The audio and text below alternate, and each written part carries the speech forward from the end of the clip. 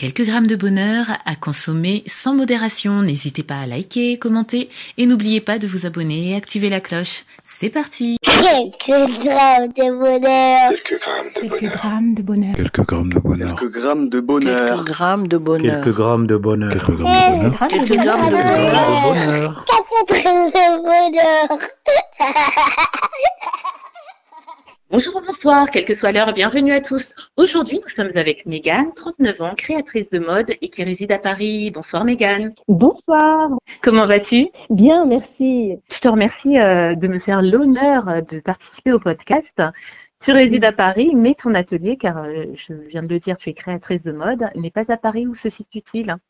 C'est sur l'île Saint-Denis. Tu es créatrice de mode, alors d'emblée, comme ça, on a l'impression de savoir ce que c'est, mais pas forcément. Est-ce que tu peux un peu expliquer ce que tu fais, depuis combien de temps?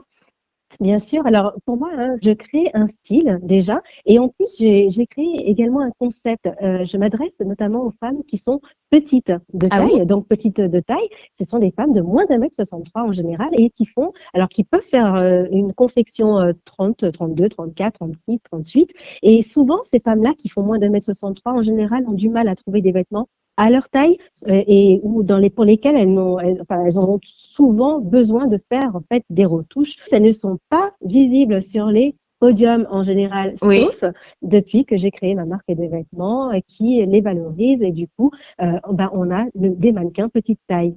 C'est génial comme concept parce qu'effectivement, on ne pense pas forcément à ce public, mais c'est un public qui parfois est en perte de dignité, entre guillemets, parce qu'elles sont, si je ne m'abuse, obligées de s'habiller au rayon enfant, parce que c'est plus tout à fait accessible ça. même financièrement, c'est ça? Et puis c'est surtout là où il y a leur taille. Par exemple, si on fait une taille 32, admettons, en fait, on va trouver cette taille-là en taille de 12 ans dans les rayons enfants ou limite adolescents. Puis on n'a pas un style féminin, on n'a pas un style de femme dans ce Oui. cas-là. On a du mal à révéler notre féminité quand on a des vêtements qui sont pas très appropriés et pas très féminins. Et puis dans la société, on se sent pas à la hauteur, entre guillemets, justement. L'idée vraiment, c'est de retrouver l'estime de soi réellement et en même temps de révéler sa véritable identité. Et donc, lorsque je fais des pièces sur mesure, je m'attache justement à développer, à faire ressortir du mieux que je peux avec les couleurs et les formes du vêtement que je vais créer et confectionner pour la personne, Oui. sa véritable identité. Ça donne envie de venir s'habiller chez toi, mais tu es partie de ce constat et tu t'adresses à ce public, mais du coup, est-ce que des personnes qui en sortent, qui sont plus grandes, plus fortes, peuvent s'adresser à toi? Ah oui, en fait, comme je fais du sur-mesure, tout le monde peut s'adresser à moi. Et moi, bien sûr, alors dans ma propre vie, je fais une taille 0, 1,52 m. J'ai été toujours confrontée au fait de ne pas trouver des vêtements à ma taille, justement, ou en tout cas des vêtements aussi qui n'étaient pas un petit peu du style que moi je souhaitais, qui me valorisaient pas. Et voilà. Et c'est en fait en ayant moi-même ce problème, j'ai décidé d'en faire une solution. Je pense qu'à partir du moment où quelque chose nous gêne ou voilà, qui nous fait souffrir, je crois qu'on peut toujours s'appuyer sur cette chose qui nous fait souffrir pour créer en fait une solution et que ce soit finalement une solution pas que pour soi, mais pourquoi pas d'ailleurs une solution pour tout le monde, si on peut. Je suis sûre que tu as intéressé pas mal de personnes avec la manière dont tu présentes les choses. On sent beaucoup d'humanité en toi. Je ne sais pas si je me trompe.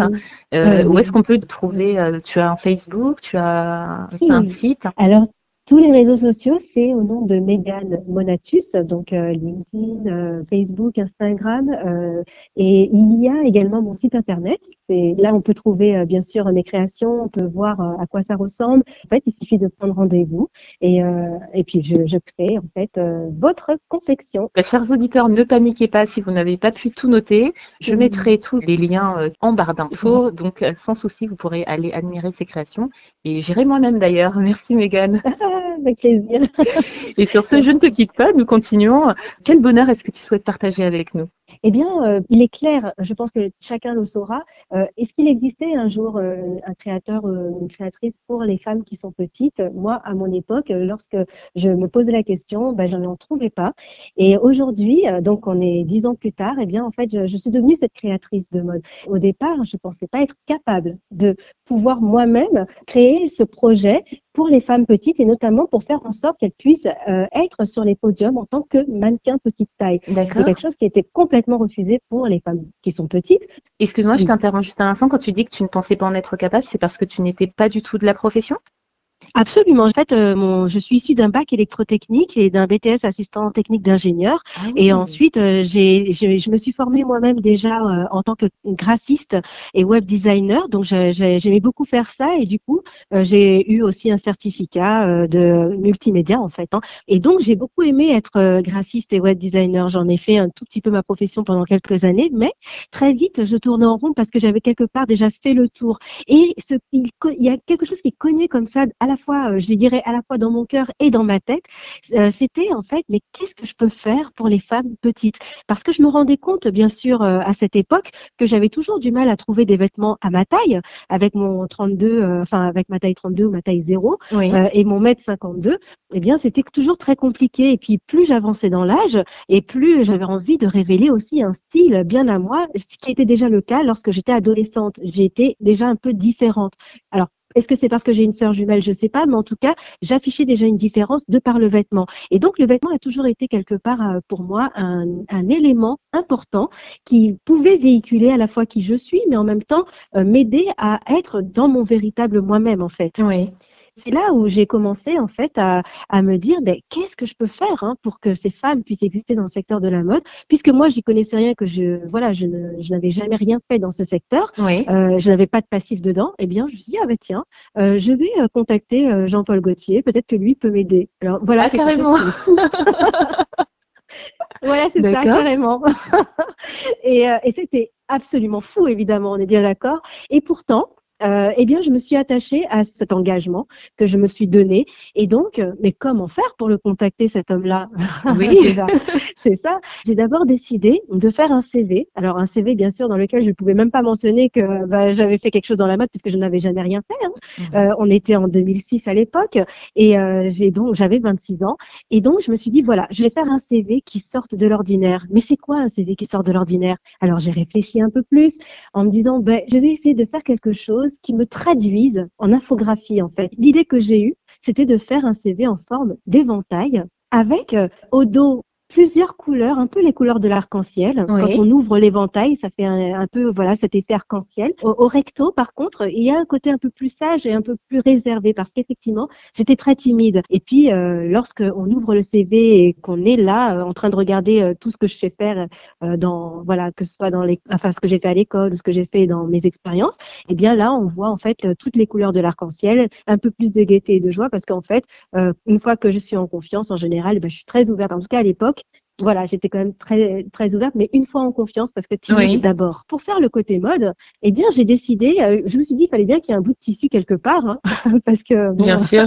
voilà. Et donc, j'ai été chercher des rubans et que j'ai mis en forme de papillon pour nouer, en fait, chaque lame qui représentait, en fait, un savoir dans mon CV. J'avais décidé, bien sûr, de faire un CV pour Monsieur Jean-Paul Gaultier, mais surtout de pouvoir le lui remettre en main propre. Et là, j'avais mis la barre très très haut, parce que non seulement je voulais lui remettre en main propre, mais en plus, suite à des événements, j'ai souhaité absolument le lui remettre un jour en particulier. Si ce jour, ça se faisait, c'est que c'était vraiment quelque chose qui devait se faire et que donc ça faisait partie entre guillemets de ma mission. Mais si ça ne se faisait pas ce jour-là, alors ok, je l'accepte et puis dans ce cas-là, je laisse tomber, c'est que c'est pas ma voie. Voilà. Quand je me mettais à faire ce CV devant mon ordinateur, donc en tant qu'infographiste finalement, j'étais confrontée à tous les doutes qu'on peut imaginer. Mais à quoi ça sert? De toute façon, t'es pas dans la mode, tu sais rien faire dans la mode. Comment tu vas même lui remettre le CV en main propre? Tout ça devenait complètement absurde finalement, parce que c'est impossible, quoi. Donc, c'était très compliqué. J'étais toujours face à mes doutes. Et donc, à un moment donné, à chaque fois, est-ce que j'abandonne? Est-ce que je continue? Est-ce que j'abandonne? Bon, finalement, à chaque fois, je me raisonnais en disant non. J'ai décidé, je me tiens à cette décision, peu importe le résultat, mais jusqu'à la finalité, quoi. Donc, il a fallu faire preuve d'une foi, j'ai envie de dire, très forte. Et donc, quelque part aussi d'un courage tenace. C'est ça. Et dans cette démarche, est-ce que tu étais seule parce que tu t'étais fixé cet objectif et tu n'avais osé en parler à personne, ou bien il y a des gens qui te soutenaient quand même moralement? Alors, en fait, justement, j'avais en fait dit à 2 amis, moi j'ai décidé de faire un CV pour Jean-Paul Gaultier et de lui remettre en main propre. Et il y en avait une des deux qui était t'es sûre et tout, mais c'est pas possible et tout ça. Et l'autre qui était, ah, mais moi je t'encourage, ah oui, oui, il faut que tu le fasses et tout. Voilà. Donc et c'est un peu mes deux, comment on peut dire ça, mes deux baromètres hein, qui étaient déjà intérieurs, parce qu'à l'intérieur de moi-même, j'étais, ah ouais, génial, je vais faire ça. Et puis un autre baromètre me dit, ah ouais, mais non, mais attends, mais t'es folle. Oui, ça fait comme le petit démon et le petit ange qu'on voit sur les épaules. Exactement. Je voulais aussi les encourager. Si j'arrivais à faire quelque chose d'incroyable, je souhaitais qu'elles aussi, elles puissent se dire qu'elles peuvent faire quelque chose également d'incroyable, entre guillemets d'impossible, et qu'elles peuvent le rendre possible. Donc, voilà. Alors, maintenant que c'était dit, eh ben, j'étais obligée d'aller jusqu'au bout parce que je l'avais en fait manifesté, mentionné. Ouais. Et au fur et à mesure que je le disais à d'autres personnes, même dans ma famille, hein, bien sûr, tout le monde me prenait pour une folle, hein, clairement. Donc ça, c'était acté hein, de toute façon pour eux. Il s'avère qu'au bout de peut-être 2-3 semaines où je commençais ce CV, voilà, entre je le fais pas, mais quand même j'avais quand même bien commencé à entamer les choses. Ouais. Une des deux, bizarrement, avait rencontré Jean-Paul Gaultier comme ça, dans la rue sans rien faire. Eh ben oui, un truc incroyable. Donc elle m'en parle, elle me dit, mais Mégane, c'est incroyable. Tu te rappelles, tu m'as dit que tu faisais un CV pour Jean-Paul Gaultier, mais devine qui j'ai rencontré justement là dans la rue, toi. Alors moi je fais non, arrête, t'as rencontré Jean-Paul Gaultier. Elle fait bah oui, mais je l'ai rencontré, c'est incroyable, je l'avais jamais vu avant et tout. Et toi tu m'en parles et comme par hasard je le rencontre. Enfin, voilà, ça c'était. Alors moi je me questionne, je me dis mais comment ça se fait elle le rencontre et pourquoi c'est pas moi? Ah du coup, je veux faire quelque chose. Au contraire, ça n'a pas rendu la chose plus réalisable pour toi? Alors au départ c'était ouais, mais comment ça se fait parce qu'au départ j'avais pas capté quelque chose qui pourtant je pense est essentiel. C'est que je crois que quand on engage quelque chose en parole, pensée et action, il y a des vibrations comme ça qui tournent dans l'univers, hein, voilà, qui sont inscrites dans l'univers et donc forcément on fait bouger quelque chose dans sa vie et dans la vie finalement des autres également. Et là en fait je prenais conscience, bah oui finalement je devrais bien réagir parce que en fait elle me dit qu'elle a rencontré, donc ça veut dire que quelque part ma vie elle est en train de me dire mais oui continue, il est là en fait, il est là, il n'est pas inaccessible puisque une de tes amies très proches, et c'était vraiment une de mes meilleures amies, c'est toujours une de mes meilleures amies, la rencontre. Donc ça c'était la première fois où elle avait rencontré, parce qu'il se trouve que quelques temps après, elle le rencontre une deuxième fois. Alors là, elle est vraiment choquée. Mais moi cette fois-ci, j'avais compris que, eh bien, elle était un peu comme une messagère en fait dans ma vie qui me disait mais continue vraiment, va jusqu'au bout finalement. J'ai décidé de continuer à nouveau et cette fois-ci de le finir en fait, hein, d'aller vraiment jusqu'au bout. Oui. Quand un autre ami qui vient de temps en temps sur Paris, qui venait de Gennevilliers, le rencontre un jour, pareil dans la rue, et lui il savait aussi que je faisais un CV voilà pour Jean-Paul Gaultier, donc j'avais mis à peu près 3 mois, donc c'est dans l'ordre à peu près des 3 mois que tout ça s'est passé. Hein. Et effectivement, quand il m'a laissé un message, puisqu'il m'avait laissé un message sur mon répondeur, voilà, j'écoute. Et là, je me dis, mais c'est pas possible. Non, mais là, pour le coup, j'ai eu une espèce de colère intérieure en me disant, mais non, mais là, c'est pas possible. Là, mais il faut que moi, je le rencontre. Pourquoi est-ce que c'est d'autres personnes qui le rencontrent et puis moi, non, quoi. Et finalement, je me disais, mais non, mais c'est parce que certainement il faut vraiment que je finisse vraiment. Ouais. Et là, je me suis déterminée. Alors, ce jour-là, on était le 9 juillet 2006. Là, je me suis dit, dans 3 jours, je me donnais pas plus, pas moins. J'avais décidé que donc le 12 juillet 2006, je devais, à mon tour, rencontrer Jean-Paul Gaultier, si et seulement si j'ai quelque chose à faire avec lui dans le secteur de la mode, il faut que je le rencontre le 12 juillet 2006. Sinon, c'est pas la peine. Just do it. Ouais. Et en fait, on est le fameux 12 juillet 2006. J'avais donc terminé mon CV. J'avais pas totalement fini parce qu'il me fallait juste trouver des rubans, qui aillent avec, chose que j'ai fait dans la journée. Je me suis rendue comme ça, quand même, par hasard, pour voir à la Maison Gaultier. Il m'a fallu beaucoup de courage pour y aller quand même, parce que c'est toujours impressionnant. Et en fait, à l'accueil, voilà, j'ai demandé comment ça se passe lorsqu'on souhaite déposer un CV, par exemple. Mais voilà, c'était juste pour voir si, en fait, M. Gaultier n'était pas dans les parages. Hein. C'était pas pour le laisser réellement à la ressources humaines ou à l'accueil, parce que, en fait, j'avais quand même, il faut bien le rappeler, décidé de le rencontrer, de lui remettre en main propre. Hein. Donc là-dessus, je n'ai pas, j'ai pas changé d'avis, hein. J'ai pas dérogé. Et donc la personne me répond, ben oui, vous pouvez laisser votre CV, on vous répond dans 3 semaines, etc. Donc moi, je suis repartie.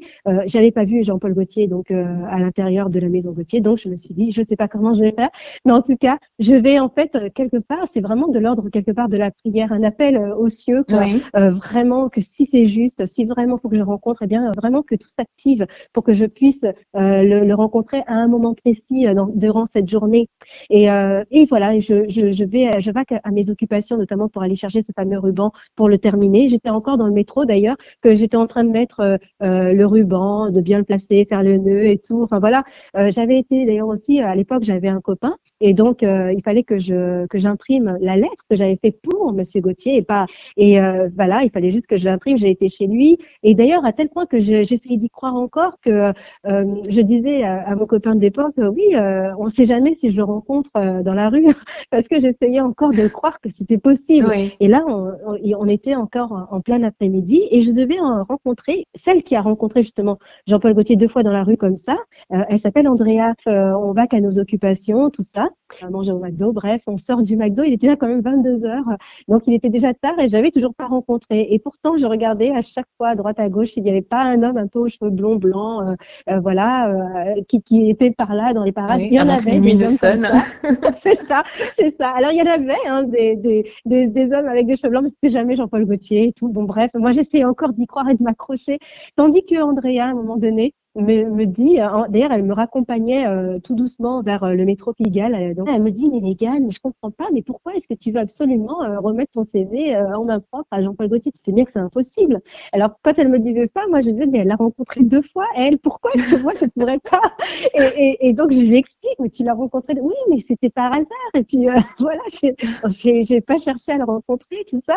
Oui, bon. Et puis, elle me disait, en plus, je suis vraiment, enfin, ça va me faire de la peine pour toi parce que tu vois, le 12, voilà, c'est bientôt fini, hein, c'est dans 2 heures, on est le 13, quoi. Donc, tu t'imagines, enfin, tu vas être vachement déçu, tu vas tomber de haut et tout. Moi, c'est ça qui me fait peur pour toi, quoi. Ouais. Et je sentais sa bienveillance, en fait, par rapport à ça. Mais en même temps, je comprenais, hein, mais en même temps, je me disais, mais non, écoute, moi, je pars du principe que la vie, en fait, est toute sagesse, quelque part. Et que si vraiment c'est quelque chose qui n'est pas fait pour moi, et ben, dans ce cas-là, moi, je le comprendrais. Je saurais que c'est pas dans mon chemin. Et si par contre je dois le rencontrer, ben je veux encore garder cet espoir au moins pendant les 2 heures qui me restent. Ouais. Voilà, parce que au final je ne veux pas avoir fait tout ça pour rien, quoi. Il faut aller jusqu'au bout, jusqu'à la dernière seconde. Donc voilà, j'étais dans cet état d'esprit et finalement elle a arrêté quelque part de me dissuader d'y croire. Hein. Bon, ouais. Et voilà. Et on continue de marcher en fait dans la rue quand tout à coup, je sais pas pourquoi, moi j'avais demandé dans mes prières vraiment les plus grandes, j'avais dit mais vraiment je veux être, comment on dit, guidée en fait par un tout et un rien, quoi. Ouais. Vraiment je souhaite être guidée et puis de savoir ce qui est juste de faire ou pas faire. Et en fait, il s'avère qu'à un moment donné, quand on se retrouve dans la rue, je sais pas pourquoi, je dis à Andrea, attends, Andrea, on va attendre que le feu soit rouge pour nous, parce qu'en fait, le feu était vert pour les voitures, donc les voitures pouvaient passer, mais en vérité, il n'y avait aucune voiture qui passait à cette heure-ci, il n'y avait pas foule, quoi. Donc, en vérité, on pouvait traverser la rue presque 10 fois, il n'y avait aucune voiture qui nous aurait écrasés. Donc, mais je sais pas pourquoi, je dis à Andrea, attendons que le feu soit rouge pour nous. Donc, bon, voilà. Alors, Andrea, elle écoute. Puis moi, dans ma tête, oh là là, la pauvre, j'ai fait faire n'importe quoi. À quoi ça sert en plus, c'est vrai, d'attendre que le feu soit rouge puisqu'il n'y a pas de voiture. Enfin, moi-même, j'étais là en train de me dire, mais je vois même pas pourquoi moi-même j'attends. Et pourtant, on attend. Hein. Et puis, en fait, quand même, finalement, c'était une bonne chose parce que au moment où on était en train d'attendre, bon, là, il y a quand même ce feu qui devient rouge pour nous. Donc, mais là, je pouvais pas la lui refaire. Il fallait qu'on commence à traverser quand même la route puisqu'elle me raccompagnait. Donc, on commence à traverser la route, mais quand tout à coup, une voiture, en fait, se gare juste devant nous. Et devine qui sort de la voiture. Non. Si Monsieur Jean-Paul Gaultier qui sort de cette voiture une grosse voiture noire et tout ça. Et puis là, moi, en fait, je suis scotchée. Je sais pas si c'est lui, si c'est pas lui. J'avais tellement voulu le voir toute la journée que, en fait, je sais plus moi. Puis il était 23 heures. Donc, je demande à Andrea. Je me souviens un petit coup de coude fixé, moi, je suis fixée le regard devant, et puis un petit coup de coude à Andrea pour savoir, mais Andrea, est-ce que c'est Jean-Paul Gaultier qu'on voit devant nous là? Parce que j'étais vraiment pas sûre. Et puis Andrea, comme elle l'avait vu déjà deux fois durant les 3 mois, elle était plus à même que moi de le reconnaître. Et en fait, je sens par l'attitude que a Andrea, par ses yeux, comme si ses yeux avaient grossi d'un coup. Oh, mais c'est incroyable!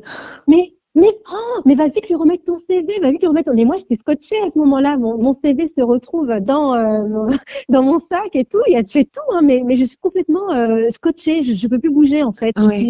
J'entends ce qu'elle me dit. Elle me dit, mais va vite lui remettre ton CV. Et là, il était déjà en train de rentrer dans une propriété qui était gardée avec, quand même. Il y avait des grilles noires et il était accompagné de 2 autres personnes. Mais pour moi, c'était comme des spectres parce que, en fait, je ne voyais que lui. Je voyais pas vraiment les autres. Là, je reprends conscience en fait que c'est maintenant ou jamais, quoi. C'est le moment. Donc, du coup, je traverse la rue, alors du coup plus vite que prévu, élégamment le plus possible, avec ma longue jupe et tout, parce que je m'étais quand même bien habillée pour l'occasion. Il faut savoir que juste avant, j'avais même jeté mon Coca de McDo dans la poubelle parce que je me disais, on ne sait jamais si je le rencontre. Et en fait, j'avais bien fait hein, quand même. Ça fait pas très bon genre d'avoir son Coca. Bref, et là, j'accours un petit peu, hein, puis j'interpelle Monsieur Gaultier, et il revient vers moi en fait. Donc du coup, je suis contente parce que là, du coup, je me rends bien compte d'abord que c'est bien lui et que j'ai la possibilité de lui remettre mon CV. Et voilà, je lui dis, excusez-moi, Monsieur Gaultier, voilà, est-ce que je peux vous remettre quelque chose? Et là, il me fait, oui. Donc là, j'ai mon sac, hein, je sors cette enveloppe avec ce CV que j'avais fait et je lui dis, voilà, je souhaite vous remettre ma candidature. Et il me dit, ah bon, très bien, mais c'est pas ici qu'on remet les candidatures.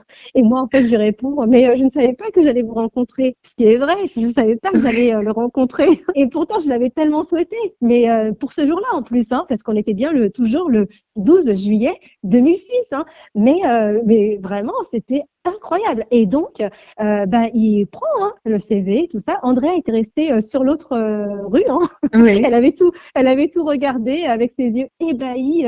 Elle était hyper contente pour moi. En fait, elle était complètement comme moi, quelque part éberluée. Voilà, c'était incroyable. Et c'était quelque chose de vraiment, une expérience à la fois de joie, mais aussi de foi, et en même temps de persévérance, mais vraiment à toute épreuve. Et d'oser en fait, d'oser croire que l'impossible peut être possible. Et donc, une fois que j'avais remis ce CV, il y a eu bien sûr des suites parce que suite à ça, non seulement j'ai été invitée donc à la Maison Gaultier pour pouvoir. Alors j'avais quand même aussi remis un exemplaire par les voies, j'ai envie de dire naturelles, hein, c'est-à-dire à la Maison Gaultier et tout ça. N'empêche qu'au lieu d'attendre 3 semaines, eh bien on m'a appelé 2 jours après. Hein, donc on m'a donc proposé le poste de secrétaire de Jean-Paul Gaultier, pour lequel alors là, moi j'étais prête à le faire. Hein. Simplement, même si je déteste le secrétariat, franchement, je me disais que c'était au moins le seul chemin que je pouvais emprunter pour aller dans le secteur de la mode. Donc j'étais très contente qu'on m'appelle pour ce poste qui venait de se libérer. Et l'entretien, en fait, c'est passé. J'en ai eu 2 ce jour-là, en fait, et notamment un avec une dame que on rencontre très peu, qui s'appelle Evelyne Gauthier. Et c'est elle qui m'a le plus touchée parce que, évidemment, Evelyne Gauthier, en fait, est une femme qui tenait de main de maître la Maison Gauthier, mais surtout, elle a tenu vraiment à rencontrer la personne qui se trouvait derrière ce magnifique CV, a-t-elle dit. Quand on s'est vu dans son bureau, j'avais vraiment l'impression de parler à quelqu'un de ma famille, à ma tante. Voilà, j'avais expliqué tout ce que je souhaitais faire pour les femmes petites, puisqu'à l'époque, rien n'existait. Hein. Et moi-même, j'étais pas du tout dans la mode, je ne savais même pas coudre, hein, il faut le savoir, il faut le rappeler. Et finalement, pendant ce rendez-vous, elle me disait, mais vous savez, je vous vois tellement motivée, ce serait vraiment dommage qu'on vous laisse entre 4 murs à répondre au téléphone et à être secrétaire, alors que vous pouvez réaliser votre propre objectif. Et moi, je me disais, mais comment est-ce que je peux réaliser quelque chose d'aussi grand, alors que ça n'existe déjà même pas, que je ne sais rien faire dans le secteur de la mode. Enfin, ça me paraissait complètement pas possible. Inatteignable. complètement, et j'avais que 26 ans, je voyais pas. Ces mots, en fait, vont résonner 2 ans plus tard, en 2008, alors que j'étais du coup graphiste, hein, je gagnais quand même bien ma vie, j'avais un bon salaire et tout, mais je tournais en rond et ça n'avait plus de sens pour moi d'être graphiste. Et donc, c'est comme j'ai décidé de quitter mon travail de graphiste pour aller dans le secteur de la mode, ce secteur dont j'ignorais absolument tout. Voilà, du jour au lendemain, quand j'ai quitté ce travail de graphiste, eh bien, j'ai acheté une machine à coudre peut-être 2 semaines après, et j'ai décidé de me mettre à la couture. Voilà, comme ça aussi du jour au lendemain. Wow. Et en fait, ça s'est révélé une véritable passion. Je savais même pas que je savais coudre ou que je saurais coudre. J'avais acheté ma machine à 800 euros. Déjà un vrai bonheur, alors que 800 euros, on a du mal à les lâcher normalement. Mais là, c'était un bonheur pour moi de l'acheter, alors que je savais même pas si j'allais pouvoir aimer coudre ou savoir coudre, Oui. presque ça. Et voilà, c'est comme ça qu'a débuté finalement, entre guillemets, je sais pas, Vocation, on peut dire. ma vocation. Voilà, on peut dire ça, Waouh. de créatrice de mode et mannequin petite taille. Et par la suite, alors j'ai rencontré Monsieur Gauthier à peu près 6 fois. Donc d'ailleurs, dans l'une des rencontres, lui-même m'a dit un jour, Mégane, est-ce que je peux vous faire la bise? Cela pour indiquer à ses gardes du corps qui étaient autour, voilà, que j'étais la bienvenue. Et comme je lui remettais assez souvent mes books, je lui montrais mon travail. En fait, voilà des liens que j'ai gardés comme ça jusqu'à aujourd'hui, hein, d'ailleurs. Oui. Et alors qu'ils se sont un petit peu plus distendus vers les dernières années, mais quand même qui sont quand même là. J'ai pu défiler notamment dans son spectacle Les Folies Bergères qu'il a fait toute l'année 2019. Et j'ai même retrouvé enfin la vidéo de ce défilé où j'ai pu réaliser un autre de mes rêves qui était de défiler pour lui d'une façon ou d'une autre en fait, histoire de marquer, comme si je plantais la cause encore plus forte, que les mannequins petite taille vont et doivent exister plus fortement encore dans le secteur de la mode et de façon, j'ai envie de dire, presque, j'ai envie de dire universelle en fait, comme si c'était un dû finalement. Pouvoir défiler pour lui en tant que mannequin petite taille, du coup, c'était comme quelque part enfoncer encore plus le clou de l'existence des mannequins petite taille pour la mode en fait. Wow. Donc, je le fais à mon échelle, mais voilà, c'était dans cette optique-là. C'est comme si j'emmenais un peu toutes les femmes petites dans ce projet. Vous voyez, tu vois ce que je veux dire? Donc Oui. voilà, c'est ça. C'est super, c'est waouh, c'est reçu plein de bonheur au-delà du fait que j'ai été suspendue à tes lèvres parce que l'histoire était digne d'un scénario qu'on n'aurait même pas eu l'idée d'écrire. Je le redis, tu es une femme très très inspirante et bien au-delà parce que il y a plusieurs aspects à ton histoire. Déjà, d'avoir le courage de prendre sa vie en main, de lui faire prendre la direction qu'on veut lui faire prendre, parce que tu avais déjà un certain statut professionnel. Tu n'as pas hésité à le laisser tomber entre guillemets, de s'entourer des bonnes personnes pour avoir un bon soutien, de provoquer aussi les choses, les choses, d'aller au-delà de ce qu'on pense être. Tu te disais timide, mais voilà, tu t'es surpassé, tu as surpassé qui tu étais, tu t'es fixé des objectifs et tu parlais d'univers, ben voilà, tu t'es fixé un rêve, tu t'es fixé une date et c'est fou cette histoire, c'est fou. Je suis sûre que beaucoup s'en inspireront, se sentiront inspirés. Et bien plus, c'est tellement encore, il y a tellement à dire sur le bonheur que tu nous as partagé. J'en perds même mes mots. Tu as fait l'exploit de me faire perdre mes mots. Mais non, encore une fois, tu es quelqu'un de très, très, très inspirant. Tu as l'air en plus tourné vers les autres parce que même ton idée de départ, oui, tu étais concernée, mais tu aurais pu coudre pour toi-même, non? Puisque avant même de vouloir en faire un business, toi, tu as pensé aux autres d'abord et à plein d'égards, waouh.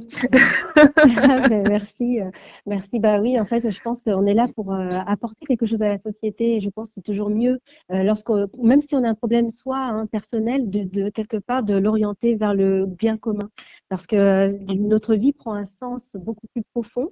Et en plus, on peut polir un peu plus notre cœur aussi par rapport à ça. Exactement. Plutôt que de vivre dans la douleur et tout, en fait, on en fait quelque chose de plus heureux parce que finalement, ça a du sens. Et comme on y donne du sens, même si on a vécu des choses difficiles, eh bien, en fait, on peut les tourner en valeur, en création de valeur, tout simplement. C'était ça l'idée.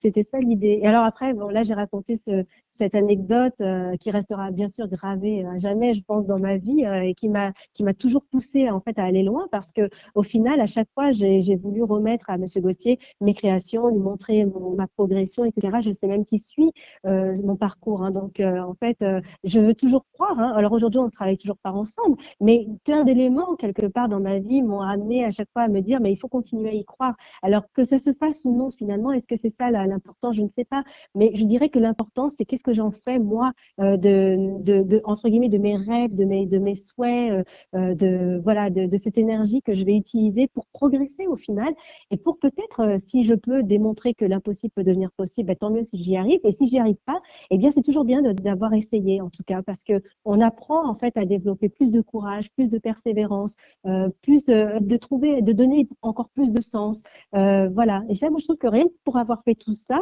on grandit, Exactement. tout simplement. Exactement, et ça c'était une fort belle conclusion. Donc je n'en rajouterai pas plus au risque de dénaturer ces belles choses que tu viens de nous livrer. Surtout, tu n'hésites pas à revenir, ce sera avec un très très grand plaisir si tu as d'autres bonheurs à partager avec nous. Et J'en ai plein. voilà, tu n'hésites pas, surtout une fois, 2 fois, 10 fois, 100 fois, il n'y a pas de souci. Si c'est fait avec autant d'amour et de passion, il n'y a aucun problème. D'ici là, tu prends soin de toi, tu prends soin de ton activité. Je ne doute pas qu'après t'avoir écouté, beaucoup viendront visiter tes différentes pages. Et voilà, continue à voir la vie comme elle est. Tu parlais de valeur. J'ai l'impression que tu es une femme de valeur. Reste telle que tu es. Merci. Et je te dis à très bientôt. Merci beaucoup pour cette interview. Je t'en prie. Et n'oubliez pas, vous autres, le bonheur aussi léger soit-il n'est jamais loin. Alors sachez le voir, vous en saisir et l'apprécier. À bientôt. Quelques grammes de bonheur. Quelques grammes de bonheur. Quelques grammes de bonheur. Quelques grammes de bonheur. Quelques grammes de bonheur. Quelques grammes de bonheur. Quelques grammes de bonheur. Quelques grammes de bonheur. Bonheur. 4 grammes de bonheur. Également envie de donner un peu de bonheur en partageant le vôtre? N'hésitez pas à prendre un rendez-vous téléphonique avec moi pour une interview sur le lien suivant que vous trouverez également en barre d'infos. À très vite et n'oubliez pas de vous abonner. Merci.